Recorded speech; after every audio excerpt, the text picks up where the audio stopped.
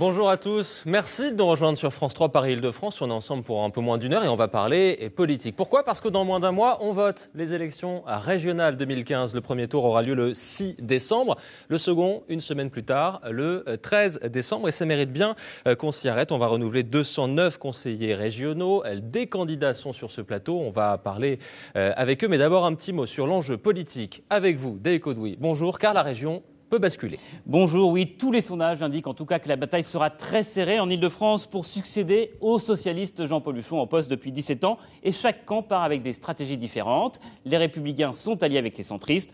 En revanche, les partis de gauche y vont en autonomie au premier tour. PS, Europe Écologie et Front de Gauche, chacun de leur côté, avant sans doute de s'unir après. Mais avec quel rapport de force ? Un enjeu également pour le Front National. Oui, va-t-il faire son retour au Conseil régional, puisque je vous rappelle que depuis 2010, il n'a plus d'élus. Et aussi, quel rôle vont jouer les listes de Nicolas Dupont-Aignan ? De quelle façon peuvent-elles mordre sur l'électorat de Valérie Pécresse ? Ce sont les enjeux politiques de ce dernier mois de campagne. Alors ici, on va parler du programme, du fond, mais il faut garder en tête ces enjeux politiques pour décrypter ce que vous allez dire les uns et les autres. Et on va notamment commenter aujourd'hui par parler des compétences de la région et l'une peut-être des plus emblématiques, les transports. Mais c'est celle qui est le plus identifiée par nos téléspectateurs, mais c'est peut-être celle où il y a le moins de clivage politique et on va en discuter avec vous. Tout d'abord Stéphane Baudet, vous êtes la tête de liste des Républicains dans l'Essonne. Bonjour. Bonjour. Également sur ce plateau, François Calfon, vous êtes le numéro 2 de la liste Parti Socialiste en Seine-et-Marne. Bonjour. Audrey Guibert, bonjour. Vous êtes la tête de liste FN Rassemblement Bleu Marine dans l'Essonne. Tout à fait. Pierre Seyne est sur ce plateau également, tête de liste Europe Écologie Les Verts dans le Val-de-Marne. Bonjour.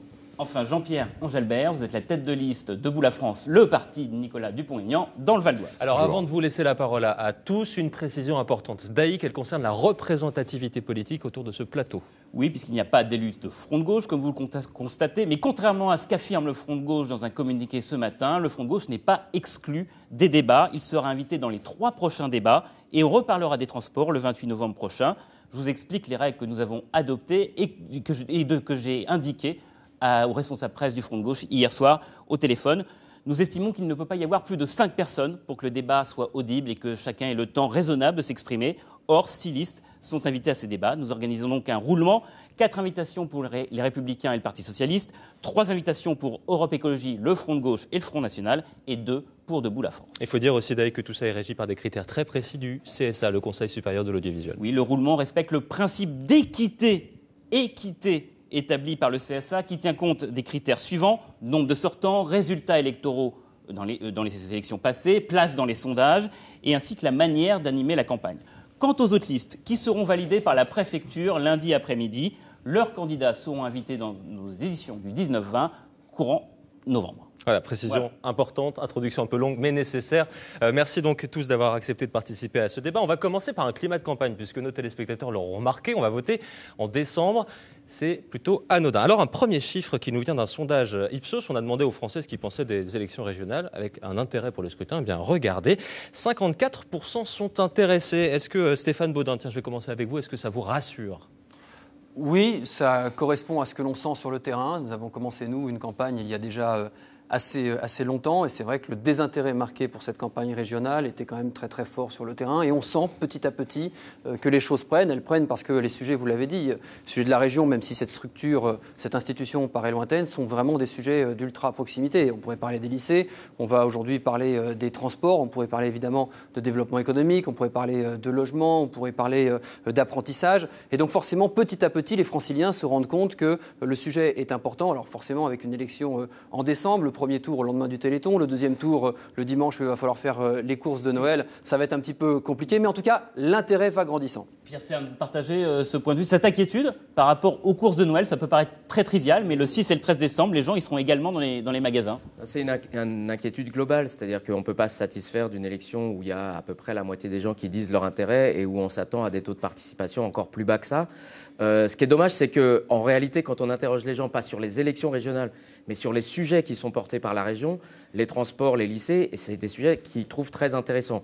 Et donc, plus on mettra les sujets de vie quotidienne qui sont portés par l'institution régionale, où c'est la région qui agit, et plus, à mon avis, on intéressera les gens. C'est de ce point de vue-là, c'est très bien que commence enfin des débats sur le fond, sur la réalité des sujets portés, les transports évidemment. Enfin, dire simplement, s'il n'y avait pas la région et pas les élections qu'il y a eu en 2010 avec la majorité qu'il y a eu, il n'y aurait pas le pass unique aujourd'hui. On n'a pas encore commencé. Non, mais d'accord, mais débat.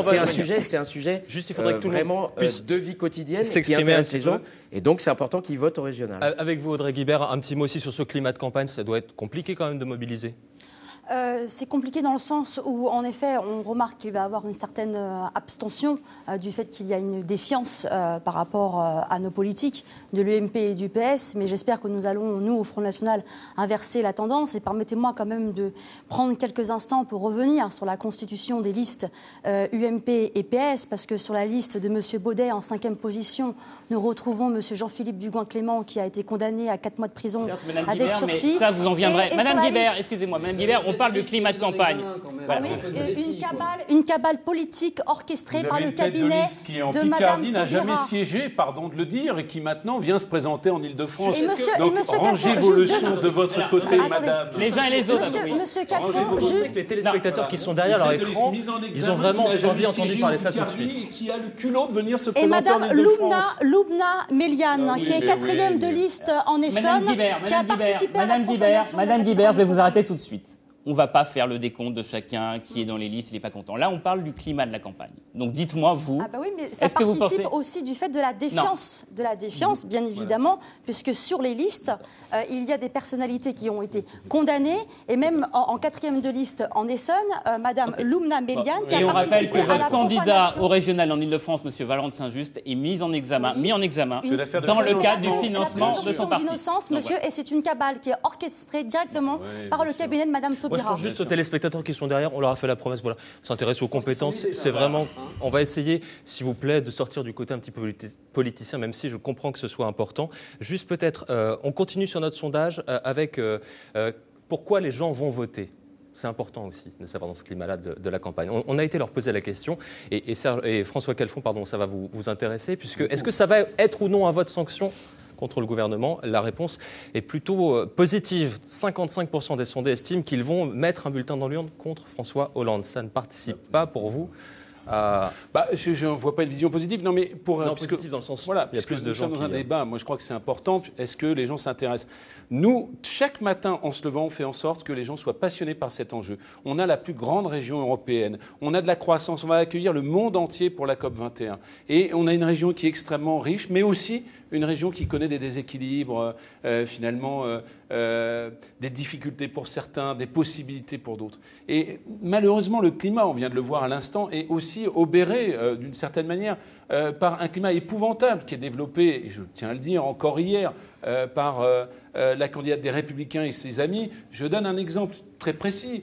Le conseil départemental des Hauts-de-Seine, le plus riche de France, alors que nous souhaitons rassembler l'Île-de-France, prive les collégiens du financement de la carte imaginaire. de la carte On imaginaire. allait en parler Donc, lors de la discussion mais transport, nous puisque en ça parlons. concerne Et moi, le ce que je transport. regrette, moi, ce que je regrette, c'est que chaque matin, en se levant, la candidate des Républicains, au lieu d'élever le débat, dans une sorte de concours l'épine de l'indignité, crée chaque jour une mesure qui est discriminatoire, stigmatisante à l'endroit de telle et telle partie de la On va population. laisser M. Baudet vous répondre. On laisse parler M. Engelbert, qui n'a pas encore parlé, qui est peut-être loin de tout ça. Quand on regarde le sondage, les gens, il y en a quand même 39%, on va voir la palette, qui disent qu'ils ne savent pas quoi penser du bilan du président sortant, parce qu'ils ne savent pas en fait quelles sont les compétences de la région. Pour être précis, 35%. 35, oui.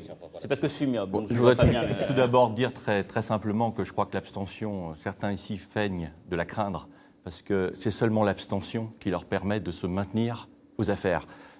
C'est une abstention qui n'est pas une abstention sympathique de pêcheurs à la ligne qui disent « après tout, débrouillez-vous ». C'est une abstention de colère, d'insupportabilité, je veux dire, des situations. Donc moi je la crains, parce que malheureusement je crois que cette abstention ne permet qu'une chose, c'est que les choses continuent comme avant. Or, nous essayons de proposer, en respect avec tous ceux qui sont autour de la table, évidemment, eh bien, des alternatives, des choses différentes pour que la vie change dans notre région.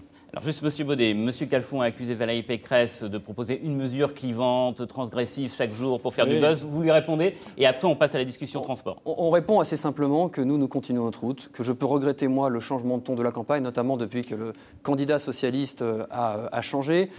Par exemple, je suis désolé, mais quand M. Barthelone reproche à Valérie Pécresse, il y a 2 jours, toujours d'être versaillaise, comme si Versailles c'était à l'autre bout du monde. Non, c'est une ville parmi d'autres, parmi les 1281 communes qui sont en Île-de-France.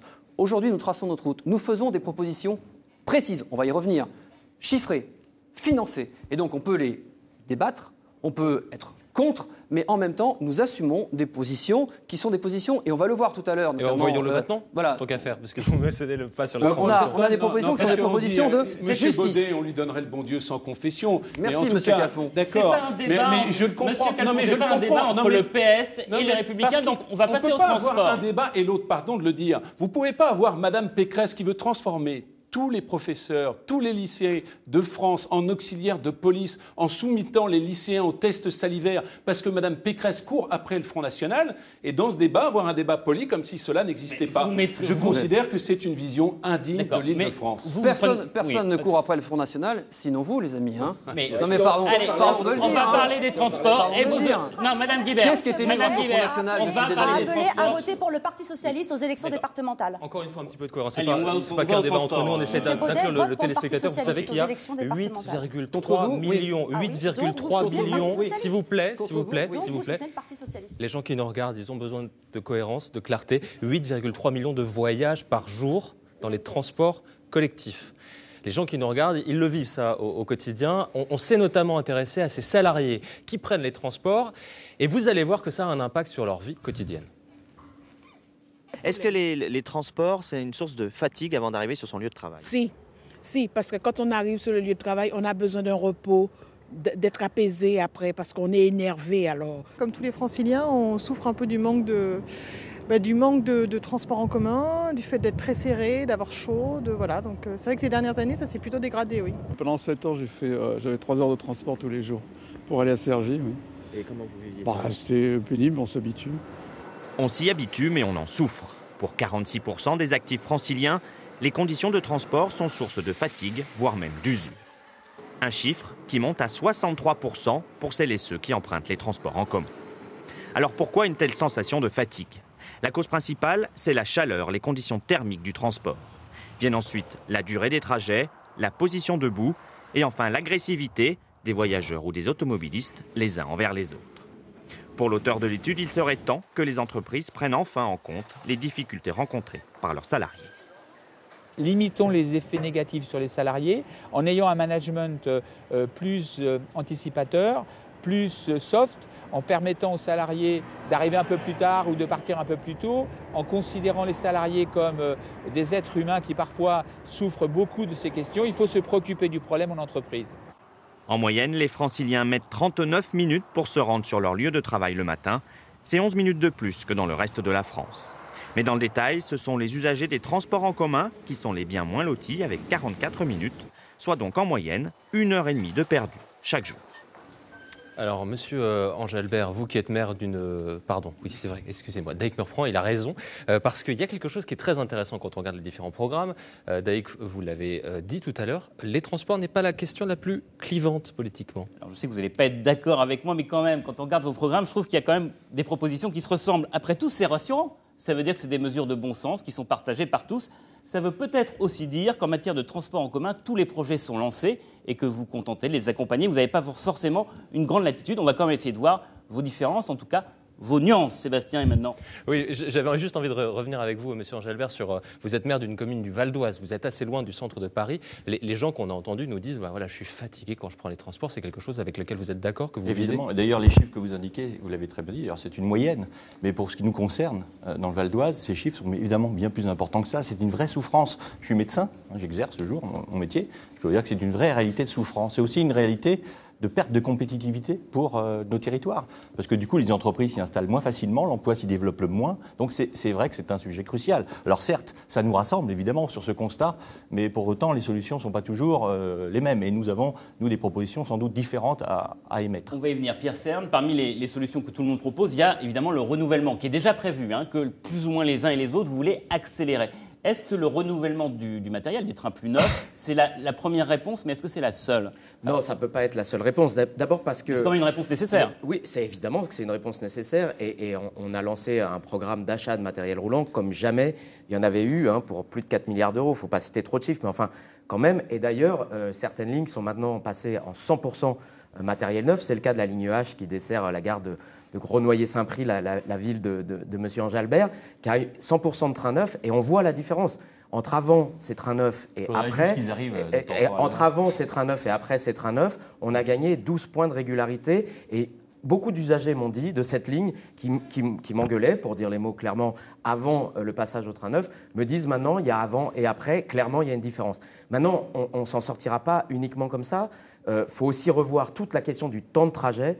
Et le temps de trajet, ce n'est pas que le temps qu'on passe dans le train ou dans le métro. C'est aussi le bus qui vous a amené ou la voiture qui vous a amené, le temps de correspondance.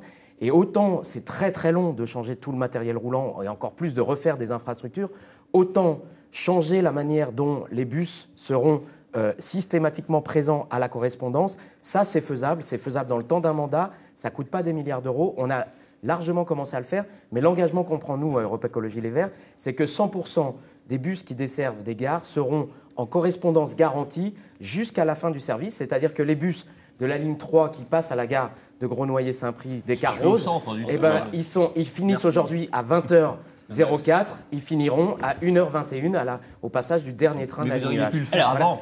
On a augmenté de 30% les bus en grande couronne, mais tout ça ne se fait pas 92 minutes par jour, c'est le temps qu'un francilien passe. Voilà. C'est aussi une question d'aménagement du territoire. Tant que les emplois sont à un endroit... Vous êtes d'accord avec l'idée d'améliorer l'existence? C'est le calendrier finalement qui vous différencie. Parce que vous, par rapport à Valérie Pécresse, c'est le point d'engagement, c'est d'ici 2021, 100% neuf, entièrement neuf ou rénové. Est-ce que c'est tenable? Impossible. Est-ce que c'est tenable? Oui, bien sûr que c'est tenable. On a 3 fabricants. Non mais Pierre Cerne, on a vous 3 êtes fabricants. Sérieux quand même normalement. Vous ne pouvez pas dire ça. Pierre vous Cerne, savez très bien que c'est pas possible. Vous avez vu que j'ai la politesse de ne jamais vous couper. Voilà. Alors j'ai bien compris tout à l'heure que notre ami François Calfon, fin technicien qu'il est, tente à cliver dès le début ce débat. En effet, sur la question des transports, ce qui compte avant tout, c'est la souffrance des Franciliens. Quand vous dites 1h30 de trajet, c'est une moyenne. Oui. Dans des villes comme les vôtres ou dans des villes comme les miennes, c'est plutôt 2h30. Voilà. Votre ville, c'est Courcouronne. Et donc, Courcouronne et la gare d'Evry-Courcouronne, la ligne D sur sa branche sud. Bon, l'intérêt, et en effet c'est essentiel, c'est de réduire le temps de parcours de nos Franciliens. Ça passe donc évidemment par le renouvellement du matériel. De ce point de vue-là, nous considérons que c'est faisable. Nous avons 3 fabricants. Ces fabricants sont engagés. Nous les avons évidemment consultés. On n'a pas fait des propositions comme ça. Se sont engagés. Et d'ailleurs, c'est intéressant de voir à quel point les transports, ça peut avoir une influence. C'est le même débat que celui de la baisse des dotations aux collectivités et donc des licenciements qu'il y a pu y avoir dans le BTP. C'est que quand une collectivité comme la région se remet à investir, ça permet à ces fabricants de créer des usines, ça permet à ces fabricants de créer des emplois et ça leur permet de pouvoir livrer dans les temps. Mais encore une fois, de ce point de vue-là, c'est vrai qu'on peut peut-être se rapprocher, après c'est une question d'échelle. Le renouvellement du matériel n'est pas la seule solution. La question du bus, non, mais si, c'est important. Nous proposons très clairement 1000 bus en grande couronne. Mais on va y venir avec Mme Guibert. Vous, le Front National, est-ce que vous partagez le point de vue sur le renouvellement? Vous dites qu'il ne faut peut-être pas renouveler tout. Je pense qu'il y a une priorité, bien évidemment, c'est la modernisation, surtout des lignes RER B, C et D, puisque c'est une véritable catastrophe. Moi, je suis usagée, je fais plus de 3h30 de transport en commun, donc je subis au quotidien les problèmes de retard, les problèmes liés à la vétusté et le fait que les lignes n'ont jamais été entretenues, puisque aujourd'hui le départ, c'est qu'il y a plus de 30 ans de retard. D'ailleurs, la SNCF a chiffré clairement, puisqu'il y a 40% d'augmentation de problèmes techniques entre 2012 et 2013, ce qui est significatif. Maintenant, ça fait 17 ans que les socialistes, et avec Europe Écologie Les Verts, gèrent cette région, et il n'y a eu aucun investissement clair et net. Je suis désolée, mais moi, je suis usagée de la ligne du RERC. Révisez vos fiches. révisez vos fiches. 8 milliards et demi d'investissement. 8 milliards et demi d'investissement. Personne ne le fait. Personne ne le fait. Pas tout le monde en même temps. André Guibert, très vite, et M. Carrefour répond. Il faut développer l'offre de transport collectif, notamment de banlieue à banlieue. Et il faut... non, parce que de banlieue à banlieue, moi je pense aux zones rurales, vous savez, les zones oubliées de départements en grande couronne. Et je pense qu'il faut développer un système de maillage territorial par les bus de banlieue à banlieue. Vous réinventez la roue, madame. Mais je pense notamment aux grandes banlieues, vous savez, par exemple à Méréville, à Aideville. Je ne pense pas que le Grand Paris Express. Jean-Pierre Capon, on revient. François, mais c'est pas grave. Pardon, oui, Jean-Pierre, c'est l'acteur, c'est normal. C'est donc mon frère. Sur la question du renouvellement. Non, mais écoutez, il y a 3 choses, et ça a été dit, et il faut que les gens aient l'esprit clair. Renouvellement du matériel roulant, il est engagé, nous allons le faire, et dans le mandat. Et je dis qu'entre le renouvellement du matériel roulant, la rénovation, on a fait 80%. On va faire beaucoup plus sur la ligne que connaît M. Baudet, s'il vous plaît. Je ne vous ai pas absolument pas, absolument. Regardez les lignes B, regardez le Transilien. Pas le matériel roulant, la région. Donc, s'il vous plaît. Donc, il y a le renouvellement du matériel roulant, et par exemple, sur notre ligne, la ligne R, la ligne D, dès 2017, c'est voté par le STIF, vous y siégez. Dès 2017, nous aurons ce matériel. 2, il y a le renouvellement, la régénération des voies. C'est une responsabilité d'État. Il y a des travaux sur la ligne D du RER, des travaux sur la ligne C du RER. Bref, ça prend du temps, il y a de l'agacement, mais on est en train de travailler là-dessus. Et puis la 3e chose, c'est le confort des usagers. Ça veut dire une gare réinventée, ça veut dire du Wi-Fi, 3G, 4G. Nous nous y engageons en gare et dans les trains. Ça veut dire des box pour récupérer des... Ça veut dire des trains climatisés. Et ça veut dire aussi, laissez-moi terminer, parce que ça intéresse les Franciliens. Et ça veut dire aussi travailler sur quelque chose sur lequel nous investissons pas assez. On va le faire beaucoup plus. C'est sur le coworking, c'est sur la capacité à travailler en horaire décalé avec des accords d'entreprise. Et là aussi, tous les partis ont des propositions dans ce sens-là, parce que c'est le... Et ça veut dire l'autopartage propre pour tous. Juste pour dire, moi je suis inquiet parce qu'ils ont l'air contents du bilan. C'est ça qui est incroyable. On te parle des transports. Non, mais on pourrait tous se mettre d'accord pour dire qu'aujourd'hui ça va pas. Ça va pas parce qu'il y a quand même un bilan, quoi. Alors, vous ne jetez pas toute la pierre, vous n'êtes pas responsable de tout, ok? Mais quand même, quoi. Toute la semaine, on a chacun son tour, s'il vous plaît. On a des gares, moi je sais dans mon secteur, des gares où il n'y a pas de parking. Vous allez voir un beau démonstrateur de la gare du futur. On écoute M. Engelbert, s'il vous plaît. Il n'y a pas de parking à vélo.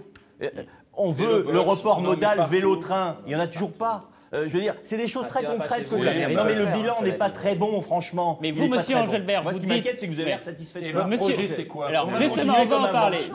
Attendez, c'est M. Engelbert. Monsieur Engelbert, vous, votre projet, vous dites, on n'a pas assez d'argent pour faire à la fois le Grand Paris et le renouvellement. Donc vous dites qu'il faut arrêter le Grand Paris pour pouvoir mettre des vélos, des parcs. C'est juste qu'il s'agit du Grand Paris Express, c'est le futur super métro. Depuis 20 ans, voilà. Donc je sais qu'à un moment, il faut savoir gérer aussi la réalité et qu'on ne peut pas dépenser l'argent qu'on n'a pas, l'argent surtout des contribuables. Non mais attendez, le Grand Paris, 30 milliards, c'est bien gentil, mais il y a quand même des gens qui vont payer. Donc on dit attention, il faut être responsable et raisonnable. Et nous disons, nous, à Debout la France, qu'on peut faire des investissements, mais en réduisant l'enveloppe qui est annoncée, qui va être une facture insupportable pour beaucoup de Franciliens. La plupart des gens, ils veulent des liaisons de banlieue à banlieue, c'est la priorité numéro 1 quand on leur demande. Stéphane. Ah, ça va pas, Stéphane. Non, ça va pas.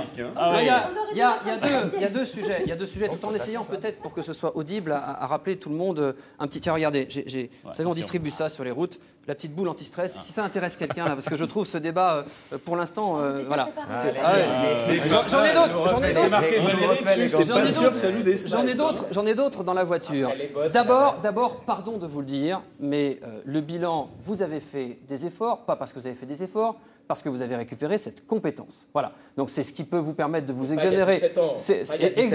C'est ce qui peut, si on est honnête et transparent, vous exonérer d'une partie sur la temporalité des 17 ans de votre responsabilité. Mais on considère que depuis que vous avez cette responsabilité, vous n'avez pas été assez vite. Et le bilan, c'est aussi ça l'élection, c'est le quotidien des habitants. Les habitants ne considèrent pas que les transports se sont améliorés. Alors, le Grand Paris. Je vais finir. Oui, parce que les habitants de chez moi continuent géographiquement, physiquement, chaque jour, de s'éloigner un peu plus de Paris. Et par la route et par les transports. Et enfin, pardon, je voudrais finir. L'opposition de Debout la France qui met en exergue le fait que d'un côté, il y a un projet du Grand Paris Express qui va coûter une fortune, en oubliant systématiquement, parce que c'est aussi ça l'économie et c'est aussi ça notre travail d'élu, toutes les recettes et tout le développement qui va permettre d'apporter tous les emplois qu'il va créer. L'opposé à la modernisation du réseau existant, c'est une erreur. C'est pas financé par les mêmes, c'est pas organisé de la même façon, et la région, 5e puissance économique régionale du monde, a besoin des deux. 5e puissance économique régionale du monde. Attendez, Pierre Sel, vous n'êtes pas totalement sur cette position sur le Grand Paris. Vous dites qu'il ne faut peut-être pas le faire en entier. Non, mais ce que j'aimerais dire quand même à un moment, et à ce moment, parce que, moi je veux bien qu'en période de campagne, on ait le droit de tout dire, mais on n'a pas le droit de mentir aux gens et de prendre les Franciliens pour des imbéciles. Pas certain d'avoir menti, non, mon cher sincèrement, dire aujourd'hui qu'en 5 ans, on peut faire de ce réseau de transport qui est un des plus gros du monde, un des plus complexes du monde et aussi un des plus vieux du monde, tout d'un coup de baguette magique, en 5 ans, tout va bien et tout fonctionne à merveille, c'est prendre les gens pour des imbéciles. Alors c'est vrai que peut-être les gens aimeraient qu'on leur dise ça, mais ça n'est si pas on disait possible. ça sur le matériel technique et l'infrastructure, on dirait des bêtises.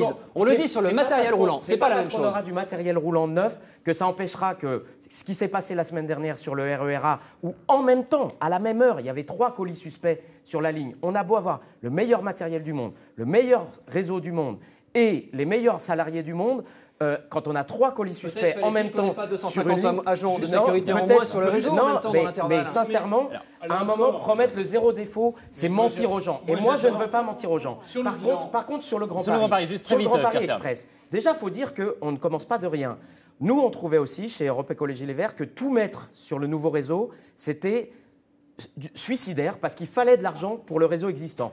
On a réaiguillé 2 milliards d'euros qui devaient aller sur le réseau du Grand Paris Express, le nouveau réseau, on les a réaiguillés sur l'existant, ce qui a permis d'accélérer les plans de rénovation des RER.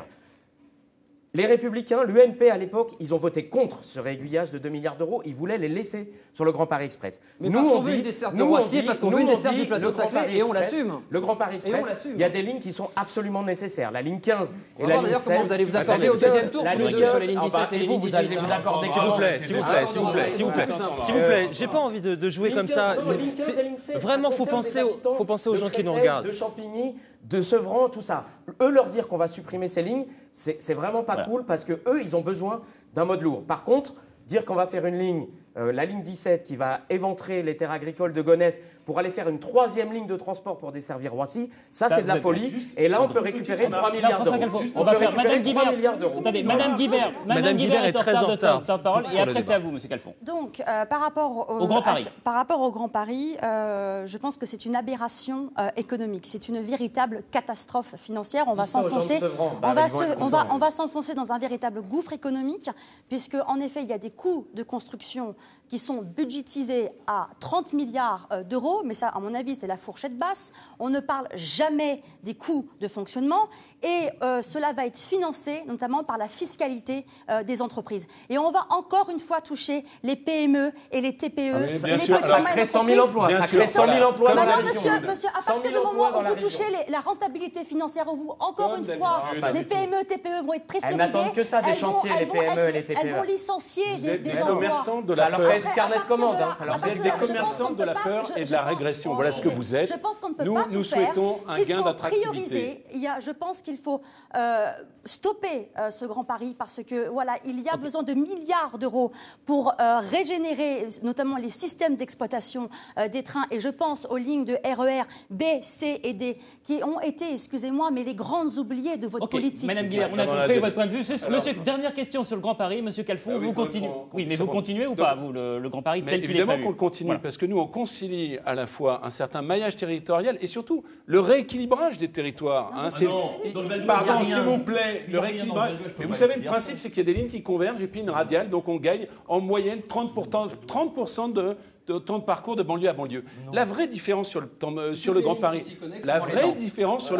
elle est laquelle? Elle est d'un côté le Grand Paris de M. Sarkozy qui prévoyait 10 gares et le lien avec des pôles économiques en oubliant qui, s'il vous plaît, en oubliant les Franciliens.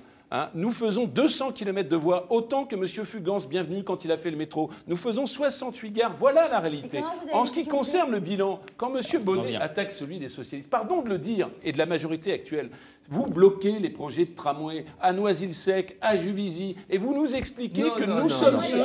Et vous nous expliquez que nous sommes. Vous savez parfaitement que c'est un mensonge. Contre la mobilité durable. Vous avez un culot d'acier. Voilà la réalité. Prolongation le long de la nationale 7 jusqu'à Corbeil-Essonnes. Dites pas qu'on le bloque. Vous ne connaissez pas le territoire. S'il vous plaît. Vous voyez, nous ne sommes pas dans la polémique. Vous l'avez dit, Monsieur Baudet. Juste un truc. Concerne les fameuses lignes du Grand Paris, nous les assumons toutes. Ça veut dire que nous n'excluons pas, ça va vous rassurer, Monsieur Baudet, nous n'excluons pas Versailles. Nous n'excluons pas Versailles et Saclay, parce que pour nous, Versailles et Saclay font partie de l'Île-de-France, contrairement à Mme Pécresse, pour qui les territoires de l'Est sont des zones dangereuses. Nous assumons tous les territoires de l'Île-de-France. Si vous parlez d'honnêteté aux autres, essayez de vous l'appliquer à vous-même. Je n'ai pas entendu parler Mme Pécresse. On en vient aussi. Je vous remercie. S'il vous plaît, s'il vous plaît. C'est vrai qu'il y a une différence entre Europe Écologie et le PS là-dessus. Vous vous rendez compte de ce que vous venez de dire? Non, c'est vachement important. Mais oui, on va s'entendre. Pardon.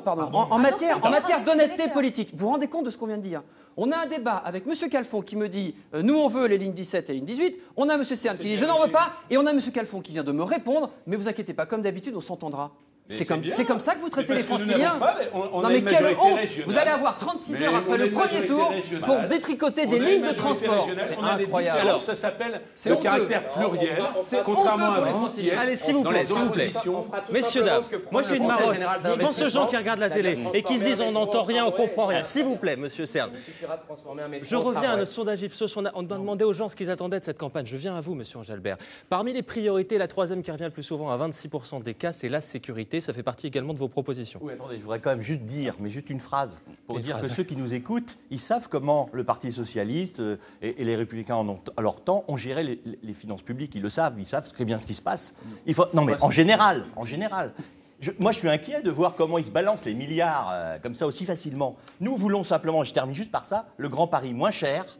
Voilà, et plus juste. Parce que dans le Val d'Oise, figurez-vous qu'il n'y a absolument rien. Les contribuables valdoisiens, ils vont payer, mais il n'y a rien dessus sur le territoire de l'île. Mais on a le même problème en Essonne, mon cher ami. Voilà. Ça va relier simplement les pôles de compétitivité entre eux. Moins cher. Et 68 gares du Grand Paris ne fonctionne que si nous avons des lignes connexes qui sont construites dans les délais. Ok, messieurs, madame, la sécurité. À la sécurité qui est Monsieur Engelbert, sur la sécurité. Écoutez, la sécurité, c'est une chaîne, c'est un maillon. Non, mais vous, votre proposition à Debout la France, vous exigez que la justice soit plus sévère par rapport à la délinquance. La justice, si vous voulez faire la sécurité, c'est un maillon, c'est une chaîne. Dès qu'un maillon est fragile, tout s'écroule. Si vous relâchez le lendemain le gars que vous avez réussi à fin piquer parce qu'il était récidiviste et multirécidiviste, mais que vous le relâchez le lendemain, qu'est-ce que vous pouvez faire de la sécurité? C'est pas parce que vous remettrez 2 ou 3 ou 4 ou 10 ou 100 ou 1000 personnes en plus dans les trains. Si vous loupez cet aspect-là de la sécurité, vous loupez tout à fait le dossier. Donc c'est un ensemble, la sécurité. Voilà. Et puis évidemment, très concrètement, nous aimerions une unité des services de police. Il n'y a pas un service de police allemand, SNCF ou RATP. Et qu'on soit... on peut être d'accord. Mais sauf qu'il faut le faire. Et c'est surtout la cohérence de la chaîne. Sauf qu'il y a ceux qui ne l'ont pas fait et ceux qui veulent le faire. La vérité, c'est qu'il faut une police régionale des transports. Aujourd'hui, il y a 2500 personnels, on vient d'en voter 500 supplémentaires. Moi, je dis une chose, il y a une chose très forte. Dans la Grande Couronne, il faut aussi cette police régionale de transport parce que nous ne pouvons plus supporter, nous ne le supportons plus qu'il y ait des attaques à la diligence. Ça fait 15 ans qu'on le demande et qu'on nous dit non. Mais on va le faire, c'est dans notre programme. C'est dans notre programme. Est-ce qu'il faut te rappeler que dans la dernière négociation contractuelle avec le STIF, on nous a exigé d'enlever des médiateurs parce qu'on en avait trop? Bien sûr que si. Bien sûr que si. Tandis que Mme Pécresse, en matière de transport, est une vendeuse de sable et d'illusions puisqu'elle nous explique qu'il va falloir faire les contrôles d'identité dans les trains. Le projet de loi est déposé, c'est le projet de loi Savary, il va être voté. Tandis que Mme Pécresse souhaite que les délinquants a déposé une proposition de loi il y a des mois. Qui n'est pas encore examinée. Les multirécidivistes ne pourront plus prendre le tram. Moi, je me demande comment M. Tron et M. Balkany vont faire pour se déplacer. Alors, Audrey Guibert. Oui. Pardon. Oui, alors, non, mais il faut dire socialiste. Oui, mais pour expliquer, c'est M. Tron ou M. Balkany, c'est dans des affaires. Oui, mais elle, c'est pour l'ensemble. Non, c'est pour les délinquants dans le transport en commun. Non, mais elle a dit juste le métro. Ça veut dire que dans le RER, les délinquants multirécidivistes peuvent se balader. Des gens armés dans les gares, s'il vous plaît. Je suis pas sûr qu'ils prennent le métro. Monsieur Cahuzac, alors arrêtez. Vous, UNPPS, vous avez des personnes qui sont condamnées. Alors un petit peu arrêtez. Vous défendez l'UNP, ça fait plaisir à voir. Vous êtes ensemble. C'est ça la réalité, madame. Mais monsieur Baudet appelle à voter constamment pour le Parti socialiste. Madame Guibert, Madame Guibert, des gens dans armés. sécurité, vous voulez des gens armés. Alors, nous souhaitons, Dans les gares. déjà nous avons un objectif très clair, c'est de réduire de 50% la délinquance et surtout lutter contre la fraude. Et notamment lutter contre donc, tous ces phénomènes d'insécurité qui ne cessent d'exploser dans les transports en commun. Et notamment, c'est d'augmenter, de proposer que dans chaque gare, il y ait au minimum, selon la taille de la gare, un binôme d'agents de sûreté dotés de prérogatives judiciaires et en effet armés pour dissuader et sécuriser le périmètre de la gare. Parce qu'aujourd'hui, le problème infinançable, si, on peut le financer en luttant contre la fraude qui coûte 150 000 à 200 millions d'euros. Et vous allez continuer à contrôler des gens qui ne sont pas obligés de vous donner leur identité ? Et ça va avancer à quoi ? Alors, il faut aller sur le fond aussi, parce que... voilà, justement, nous y avons été sur le fond. Il faut aller sur le fond, parce que... Vous êtes en contradiction avec la proposition de Mme Pécresse, je vous dis ça comme ça. Il y a M. Baudet et Mme Pécresse, mais ça n'est pas le même discours. Nous souhaitons la généralisation de la vidéosurveillance. Monsieur Calfon, Monsieur Baudet. Non mais on connaissait. Il y a Madame Guibert qui était en train de parler. Monsieur Baudet. Monsieur Baudet, Madame Guibert était en train de parler. On la laisse juste terminer. Et après on donne la parole à Monsieur Pierre Ferme.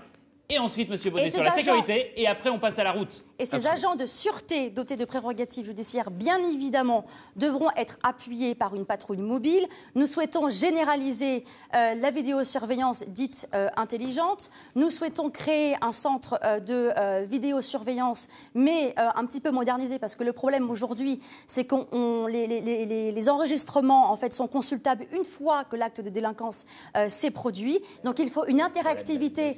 Ben oui, mais il faut une interactivité. C'est pas la Madame Guibert, on parle à M. Serre. Ah oui, non, mais quand même que tout le monde puisse s'exprimer. Vous n'êtes pas pour la vidéosurveillance. Vous êtes pour une présence humaine, mais pas forcément de sécurité. Pas forcément. Ah non, mais de toute façon, ce qui est constaté, parce que moi, ça fait 5 ans que je suis vice-président au transport. J'ai travaillé avec les personnels de sécurité à maintes reprises, y compris à la période la plus dure au début de cette année, après les attentats, où quasiment tous les jours, on était avec le préfet de police et on faisait les tournées des agents de la SUS, du GPSR, c'était très dur. La présence humaine, qu'elle soit armée ou pas armée, elle est très dissuasive des actes de fraude et de délinquance. À partir du moment où il y a eu Vigipirate qui est remonté, il y a à peu près 2 ans, on a constaté chaque année une diminution de 30% de la délinquance mécaniquement dans les trains, dans les gares. Donc nous, ce qu'on demande, plutôt, la vidéosurveillance, elle est quasiment saturée aujourd'hui. Il n'y a pas de possibilité d'avoir une personne. Il n'y a pas de possibilité. C'est les services de sécurité, c'est la police qui nous dit qu'aujourd'hui, ils ne peuvent pas être derrière chaque caméra. Donc, les caméras, elles sont là, elles permettent beaucoup d'élucidation et c'est très bien. Mais par contre, aujourd'hui, si on veut vraiment redonner un sentiment de sécurité dans les transports en commun, et c'est une vraie raison. Le problème, c'est Sujet parce que, par exemple, les femmes, le soir, ne prennent pas les transports en commun. Pourquoi ? Parce qu'elles se sentent pas en sécurité et pas à l'aise. Nous, ce qu'on veut, c'est mettre massivement de la présence humaine. Avec les contrastifs qu'on vient de voter, on met 500 personnes supplémentaires. Et nous, ce qu'on propose, c'est qu'à partir de 21h le soir, il y ait systématiquement une présence humaine en uniforme, agent de la RATP, agent de la SNCF, armés ou pas, dans les bus et dans les trains. Voilà, ça c'est simple, c'est clair. Un arrêt à la demande aussi. Dernière question sur la sécurité dans les bus, c'est très important. Dernière question sur la sécurité à M. Baudet. Non, juste pour que M. Baudet, Mme Pécresse a proposé cette semaine d'interdire l'accès au transport en commun aux multirécidivistes. Ça paraît déjà, elle n'a pas le pouvoir de le faire. Ensuite, il faut préciser quand même. Non, mais ne pas avoir le pouvoir de le faire. Il s'agit aussi d'une région puissante qui n'empêche pas, qui n'empêche pas, mais attendez, pardonnez-moi, Monsieur Calfon, il y a 5 minutes, nous explique qu'il veut prendre une décision en faisant une proposition de loi à l'Assemblée. Ça veut bien dire que nous avons la capacité à faire des dépôts de loi. Pour imposer une vision de la sécurité. Pardon de le dire, il y a monsieur. Un État dans ce pays, Pardon de le dire, Baudet. monsieur Serre, monsieur Calfon, laissez-nous parler. Justement, parlons-en. Je suis président d'un réseau de transport qui a 80% de délinquance en moins parce que nous avons mis la vidéosurveillance dans tous les bus. Je suis maire d'une commune. Je suis maire d'une commune où il y avait 1300 faits de délinquance par an. Il y avait 1300 faits de délinquance par an quand j'ai été élu, il y en a moins de 200. Pas parce que nous avons mis la vidéosurveillance, parce que nous avons mis la vidéosurveillance et parce que nous avons mis des hommes et des femmes. C'est la raison pour laquelle nous proposons en effet la vidéosurveillance dans toutes les rames de train. Nous proposons 250 recrutements sur les questions de sécurité. Nous proposons mais je peux finir, monsieur Calfon ? Nous proposons un regroupement en effet des forces de la police des transports avec GPSR et avec la SUGE. C'est des propositions concrètes. Et en effet, nous ferons une proposition de loi pour permettre à ce que les récidivistes... Parlons par exemple des pickpockets. Je finis. Non, mais je veux finir. On va plus avoir assez de temps pour la route. Quand je visite le poste de vidéosurveillance de Saint-Lazare et que les vidéosurveilleurs qui sont derrière les écrans m'expliquent, lui c'est un pickpocketer, on l'a déjà chopé plusieurs fois, une personne qui fait du pickpocket dans les transports, c'est en principe en moyenne 1000 faits par an. C'est ça la réalité. Et ils reviennent. Et bien justement, pour aller agir sur la justice, il faut aussi faire les propositions de loi qui vont... Allez, s'il vous plaît, on va s'intéresser à des millions de personnes qui ne prennent pas forcément les transports en commun. Vous le savez, parce que vous êtes aussi des élus de Grande Couronne. Ils sont 3,3 millions à prendre chaque jour leur voiture dans cette région. Et Daïk, je crois que c'est une nouveauté dans cette campagne. Ça fait longtemps que vous suivez la politique au niveau régional. On parle beaucoup de dinosaures, carrément. D'hommes expérimentés et donc de légitimes, en tout cas pour parler de ça. C'est la première fois qu'on parle autant de la route et des automobilistes. Oui, je crois que vous êtes d'accord avec moi par rapport aux campagnes précédentes. C'est vraiment un thème qui a monté en gamme parce que simplement, la route, c'est la question d'avenir avec la place du diesel sur la route, l'environnement, on va le voir avec la COP21 et on va le voir avec les statistiques de l'usage de la route en Ile-de-France. Absolument. La voiture, c'est en gros 40% des déplacements chaque jour dans la région Ile-de-France. Quelques éléments et puis on en débat ensemble. Un Américain dans les embouteillages, voilà ce que ça donne. Heureusement, dans la région, on garde son calme dans les bouchons. Pas facile pourtant, avec 200 km cumulés tous les matins. Et même un record à 483 km le 6 octobre dernier. Les bouchons, ça rend fou. Et ce ne sont pas les franciliens qui viendront nous contredire. 3/4 d'entre eux sont mécontents des conditions de circulation. Alors à Paris et en Petite Couronne, ils sont moins nombreux à utiliser leur voiture qu'il y a 10 ans. Mais c'est sensiblement différent si on s'éloigne de la capitale. Seuls 13% des habitants de la Grande Couronne n'ont pas de voiture, contre 55% des Parisiens. À l'inverse, seuls 4% des Parisiens ont au moins 2 voitures, contre 40% des habitants de la Grande Couronne. Des chiffres qui s'expliquent notamment par une offre de transport en commun moins attractive en grande banlieue qu'à Paris. Vote pour où ? Vote pour vous. Et le débat continue, même pendant les sujets sur ce plateau. Preuve que finalement, on ne s'est pas trompé en parlant de la thématique des transports. Elle est pas aussi, elle est un peu clivante quand même. C'est la journée. Et ben, on va y venir justement parce que la route concerne les gens qui nous regardent, je l'imagine. Je ne sais pas si vous étiez sur la route le 6 octobre dernier vers 9h02, 483 km de bouchons. 447 hier 6 soir. novembre. 447, non, 6 octobre. C'est hier. En 500 l'occurrence. km de bouchons. Bon. Sauf que des voitures qui roulent essentiellement à quoi ? Eh ben, au diesel. Et ça, c'est vraiment l'un des thèmes forts de la campagne. Monsieur Engelbert, vous avez du retard. Je vais essayer de prononcer un mot compliqué, mais la dédiésélisation, est-ce que c'est envisageable ? Je ne le prononcerai pas parce que je pense que j'y arriverai pas aussi bien que vous. Vous qui êtes médecin en plus, vous savez que ça a un impact sur la santé. Je voudrais juste m'excuser auprès des auditeurs parce que j'arrive pas à crier assez fort pour prendre la parole. C'est dommage que j'aurais pu dire autre chose, mais bon, j'ai pas le talent de mes contradicteurs sur le plateau. Vous qui êtes médecin, le mais diesel, sur le métier, non, mais sur la voiture, je pense qu'il faut être réaliste, responsable. Il y a des gens qui sont prisonniers de la voiture. C'est la voiture contrainte. Ils ne le font pas par volonté, par plaisir. C'est parce que tout simplement, les transports en commun dont on a parlé tout à l'heure ne sont pas à leur porte ou c'est proche, parce qu'il n'y a pas de parking près des gares, parce qu'on n'y arrive pas en vélo quand on veut y aller. Enfin bref, donc ils prennent leur voiture. Et c'est souvent d'ailleurs ceux qui sont les plus loin qui doivent la prendre. Et les plus pauvres aussi. Et les plus pauvres, c'est donc eux qui ont le plus de mal aussi à renouveler leur parc automobile. Et donc je trouve que les politiques qui sont menées, qui fustigent en ce moment le diesel, sont un peu difficiles à leur encontre. D'autant que finalement le bilan, c'est encore quoi ? Parce qu'il faut en parler. 97% des bus du STIF sont diesel. Moi, en 96, j'ai fait un salon de véhicules électriques dans ma commune. On avait fait venir le premier bus électrique sur Montmartre. Et depuis 96, il y a eu combien d'autres bus électriques ? Aucun. C'est pas normal, voilà. Donc il y a un mauvais bilan. Non mais, ok, mais il faut faire mieux. Sur la diesel, il faut pas fustiger les gens. Il faut vraiment travailler. Franchement, j'ai fait voter la sortie du diesel pour les bus. Quand on a proposé ça au STIF, Parce que le STIF n'achetait pas les bus. Le STIF a commencé à acheter les bus qu'à partir de 2012. La loi a changé des transports d'Île-de-France. Dès le début, la région les finançait avant. les premiers qui font la proposition, c'est les 4 élus écologistes. Au début, on est bien, mais vous auriez pu le faire encore avant. Tout seul. Quand on fait voter les commandes de bus, les seuls qui votent contre les bus diesel, c'est nous. Et finalement, je réussis à faire voter à l'unanimité du STIF un programme de sortie du diesel qui va faire que les 9000 bus vont basculer. Sauf que le problème, c'est pas seulement les bus, c'est les voitures. Alors, et comment les avions, 800 000 vols, ça c'est pas la région de la région Île-de-France. Mais les voitures, et ça va vous surprendre, nous, on n'est pas contre les automobilistes. Nous, on a des propositions. On n'est pas contre les automobilistes. Parce qu'ils sont électeurs. On est contre les voitures polluantes. Parce qu'ils sont électeurs. On est contre les. Pardon. Si je peux parler. On est contre les voitures polluantes. Vous étiez contre Autolib. Pas contre les gens qui sont dedans. Les gens qui sont dedans, souvent, c'est pas leur choix de polluer.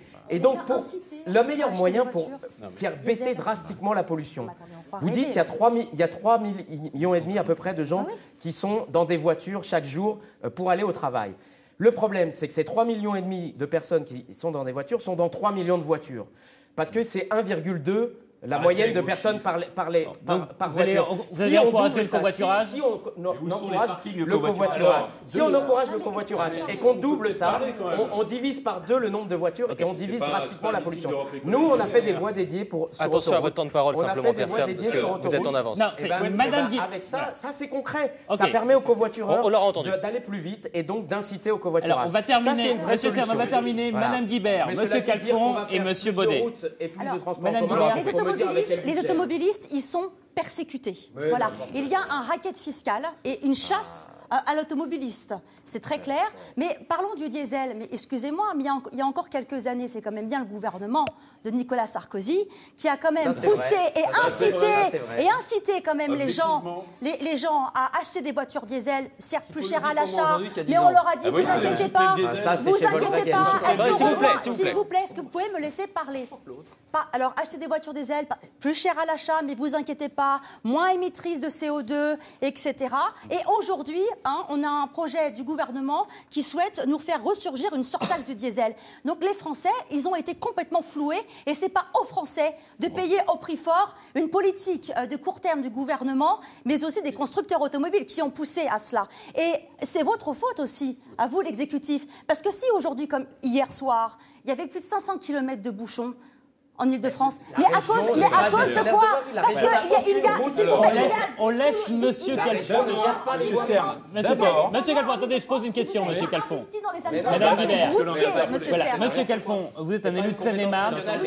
Comment vous accompagnez, Madame Guibert, s'il vous plaît, comment vous accompagnez les habitants de la région pour éventuellement sortir du diesel ? Et est-ce que vous n'avez pas un problème, vous socialistes, entre la politique de Madame Hidalgo, qui fait une fracture entre la première et la seconde couronne. Oui, mais je vous pose la question. Sur cette question-là, vous devez être solidaire de Mme Hidalgo et à la fois... Attendez, on ne va pas faire des grands débats théoriques. Comment on accompagne ? Ça a été dit. Une prime de conversion écologique des gens qui, notamment en grande couronne, ont un véhicule diesel qui date d'avant 2006. Prime de conversion écologique. Deuxième chose, nous avons... la prime sera de plus de 5 000 €. Il y a déjà des primes gouvernementales. Deuxième chose, nous avons initié avec Mme Hidalgo l'autopartage qui s'appelle Autolib. Nous allons étendre Autolib à toute l'Île-de-France. C'est 4 roues, c'est un volant. Nous n'avons pas de vision doctrinale contre la voiture parce que c'est un mode de vie qui doit être assumé, y compris en grande couronne. Et nous allons l'étendre à tout le monde.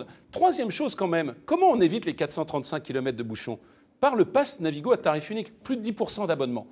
Eh bien, moi, je le dis, nous avons une opposition et il faut aussi que les Franciliens qui nous regardent, s'il vous plaît, il faut aussi que les Franciliens qui nous regardent le sachent. Madame Pécresse, Monsieur Baudet, sur votre propre blog, vous écriviez « Le pass Navigo à tarif unique est le poison des transports publics en Île-de-France ». De la même façon que Madame Pécresse nous explique qu'elle va construire des logements et en réalité, ils en bloquent. Et en réalité, mais nous avons tenu nos accords. Et en réalité, ils bloquent 20 000 constructions de logements. Donc c'est la semaine prochaine, le logement. Non, mais la première chose qu'on fait, c'est qu'on donne de l'appétence au transport public. Dans ma commune de Melun, c'est 500 € d'économie par an pour une personne, 1 000 € pour 2 personnes. Voilà comment on rend les choses. La deuxième chose, c'est qu'on double carrément le plan bus que nous avons fait en Ile-de-France. Au bout de chaque train, il y aura un bus de 6h à 23h et le week-end. Monsieur Baudet, sur l'accompagnement de la sortie du diesel, qu'est-ce que vous proposez? Je vais d'abord répondre pour que les choses soient très claires. Nous l'avons écrit, nous l'avons redit, nous ne reviendrons pas sur le pass Navigo, dont je rappelle d'ailleurs qu'il était une idée de Roger Carucci en 2004 avec la carte orange à tarif unique. À une époque, est-ce que je pourrais finir? Est-ce que je pourrais finir? Avez-vous écrit, monsieur? Est-ce que je pourrais finir? Bien. Surtout donc, c'est mis en place. Donc on va pas revenir dessus. Pour info, il nous reste 2 minutes d'émission. Ça coûte 550 millions et il nous en reste 300 millions à payer. Moi, ce que je voudrais dire, non, c'est pas de la recette, c'est du coût de fonctionnement.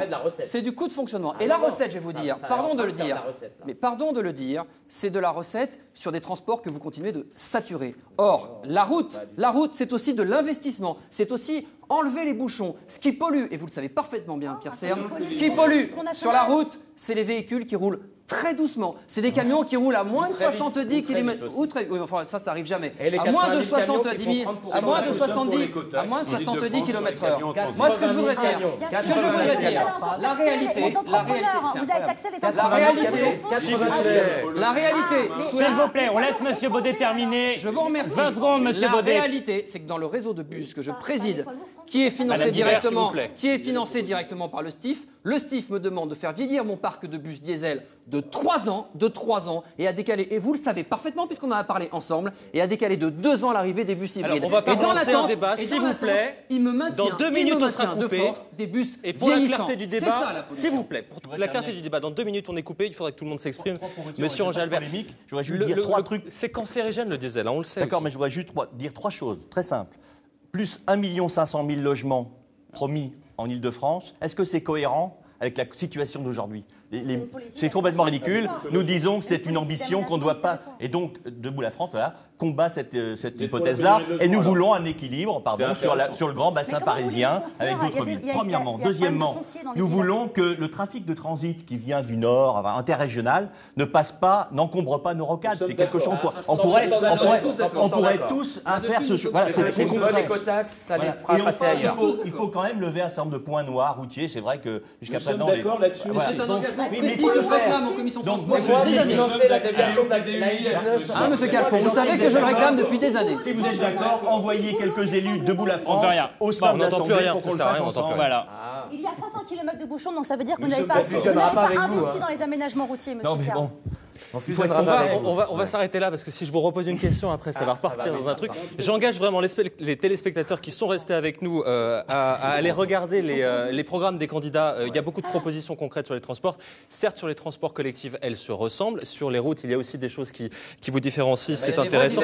Quelques éléments de contexte. Un francilien moyen met 2 fois plus de temps pour la même distance pour faire un trajet domicile-travail. Donc c'est des choses qui concernent la vie quotidienne des gens. C'est des choses qui concerneront la semaine. Merci.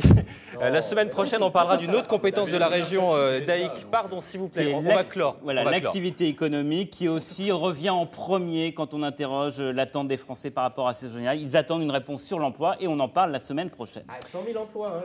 Merci de nous introduire sur ce débat. Merci à vous de nous avoir suivis. Veuillez nous excuser pour la cacophonie inhérente parfois à ces débats politiques un peu passionnés. Si vous souhaitez revoir, peut-être pour réécouter les échanges, eh bien, le débat est disponible sur notre site internet. On se retrouve donc la semaine prochaine. Bon samedi, bon week-end.